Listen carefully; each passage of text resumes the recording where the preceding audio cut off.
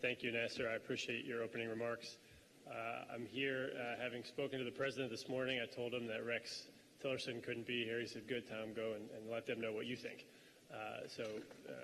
I will tell you that I've thrown Rex's remarks out and I'll deliver my own.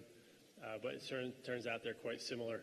And I second the motion to change the name of Amber in the video so as to preserve my relationship with the Home Secretary. So thank you very much for hosting this important meeting. I also thank the other ministers and senior officials here in this room for the discussion this morning. The United States is here particularly because we are committed to stopping terrorists wherever they may be. And we hope to partner in new and practical ways with each nation and organization here. We all have the same goal of keeping our people safe. And I believe President Trump's message yesterday in his remarks was quite clear. Thank you for your contributions financially to this effort. I think that's a very practical step that he appreciates greatly. And I'd like to first, if I could, start by giving my impression of where we stand from a counterterrorism perspective before I then deliver some remarks. It seems my honest assessment of the terrorist threat is that the terrorist threat we face now, 16 years post 9/11, it continues in more locations and in different forms. And the threat is obviously real, significant, and should not be misunderstood. In many ways, it seems worse, Bert, to your remarks.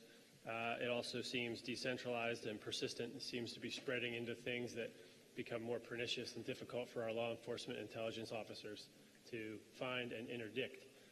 Now, that said, let me highlight some successes.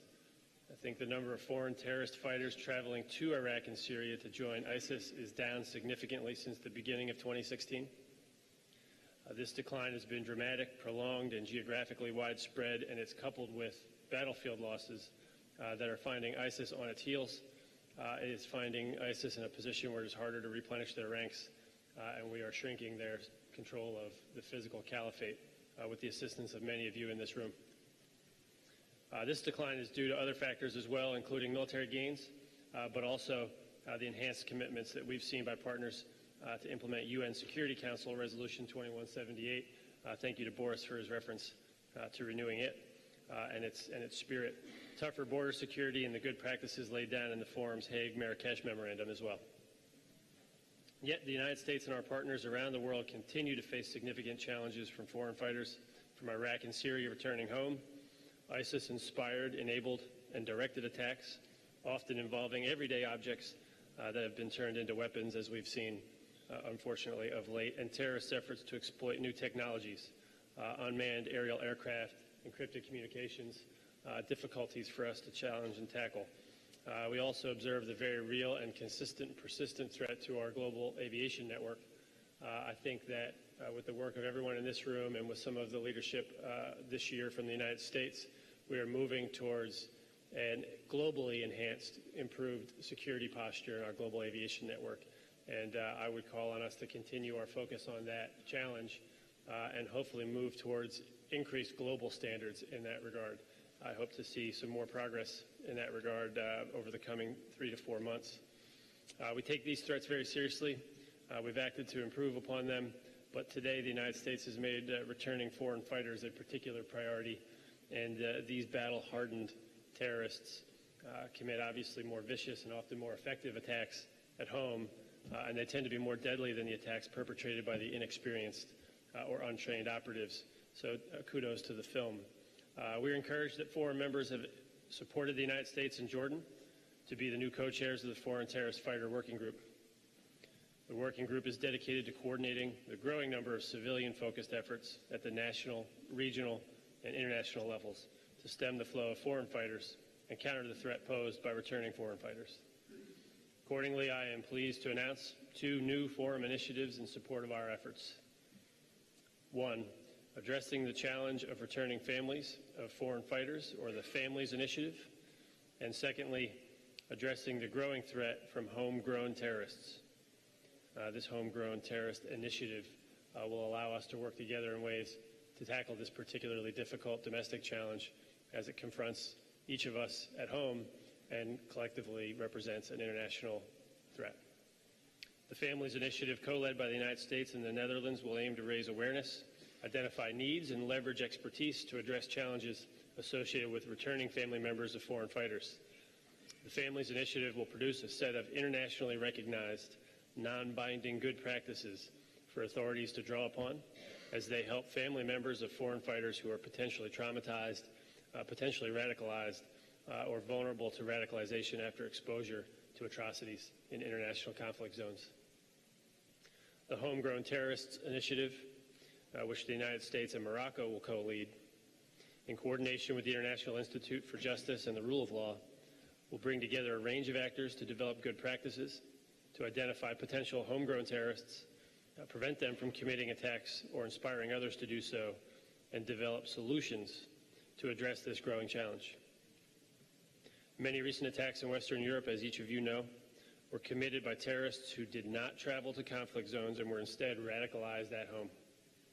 Tracking and stopping homegrown terrorists will continue to be a difficult problem, and we must do more to identify these threats ahead of time, to perhaps even make our law enforcement activities a little bit more sensitive to these concerns.